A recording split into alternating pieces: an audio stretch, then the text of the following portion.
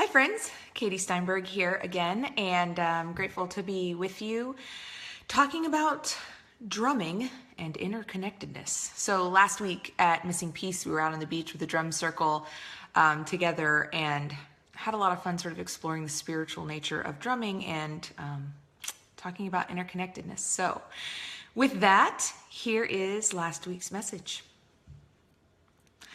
I want to talk a bit today about interconnectedness. To be clear, this is not a statement of purity, insisting that all those who are connected are the same. I think that's been a tendency in our day and age, is to try and argue that we're all the same. But it's just not true. We aren't all the same. We come from different backgrounds. We look different. We are deep in our essential identity built differently.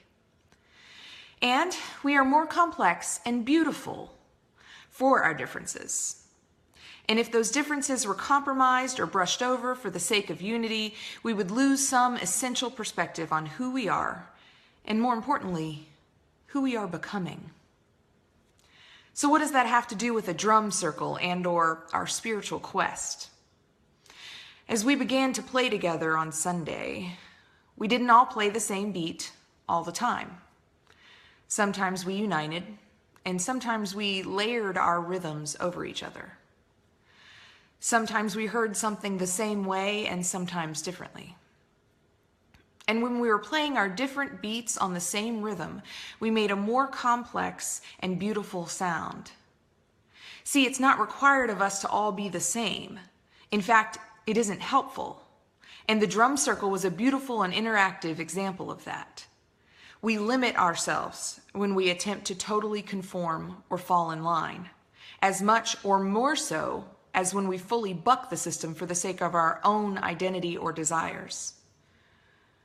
But what if it's not all in or all out? What if there's another way to look at it? This past week, I was facilitating a gathering in DeLand called Pints and Parables. Each time they gather, they look at a different parable. These are usually the stories of an ancient Jewish revolutionary you may have heard of, and he used them to invite his listeners to think about something from a different angle.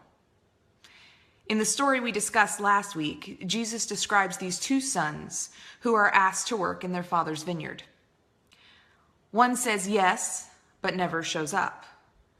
The other says no, but shows up in the end. We spent a few pints and over an hour thinking and talking through who was right and attempting to think deeply about what this story is trying to convey.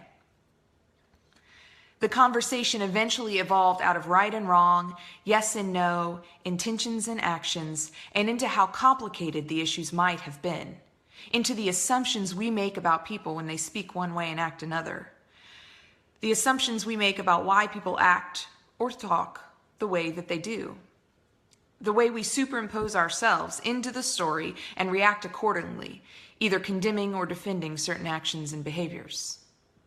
The way that none of us can truly say that we fully live into the things that we say unless we are essentially silent.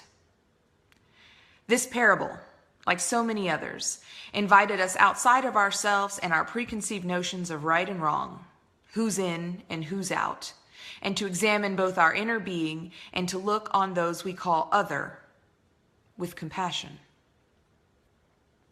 See, I think some folks seek out churches and other institutions because they want clear-cut answers. But that is not the invitation of the revolutionaries so many of them report to worship. They want strong voices that are going to just tell them what to do, to define clearly the checkboxes of right and wrong. But those are the kind of voices their Savior most often railed against. In some ways, it might seem to make things easier, but it also limits our ability to engage more deeply on issues that aren't so clear-cut. And in reality, they almost never are clear-cut, at least not the most important ones. In reality, they are far more complicated and beautiful than clear-cut answers allow for. And so it was with our gathering on Sunday. We have this saying at Missing Piece that you should never be comfortable with more than 75% of what happens here. The other 25% is where you learn and grow. where you're urged to think about things from a different perspective, where you're invited out of yes and no, black and white, right and wrong judgments we make on a regular basis, and instead invited to a deeper understanding of the world and the people around you. That it might bring some peace that is so rarely available in the rest of our daily lives. So there we sat with our different instruments, the different sounds we could make, which were played from our different experiences and ideas about how it should go. Sometimes we followed one person. Sometimes we just let the beat sink in and develop itself. And wherever you have come from and whatever you think, we discovered that there is more than one right or wrong, but instead a beautiful and complex sound that is created when we try to work together. My hope and my prayer is that you will be able to take that beautiful and complex rhythm into the rest of your life. We don't all have to make the same sound. We have different instruments and different perspectives from which we play them.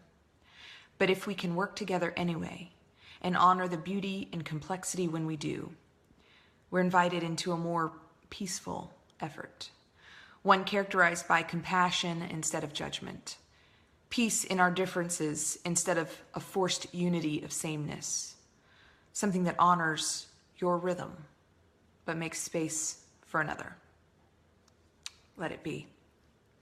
My hope is that some of you might be able to join a drum circle of your own sometime and have that experience of the interconnectedness and the rhythms that layer over each other and sometimes join together and follow one another. It's a great experience, and it really is a spiritual nature. Many of us talked about the way that we felt both very, very present and somehow elsewhere. So thanks for tuning in today, and just a reminder, if you're in the area, that our Sunday Soul Brunch is coming up at the end of October, and we're expecting a big crowd along with an extensive buffet from Ain't Just Wafflin' and Sweet Bee and the Boys providing some amazing music. You can keep up with us on Facebook or our smartphone app or our website, ormansmissingpiece.com. Take care.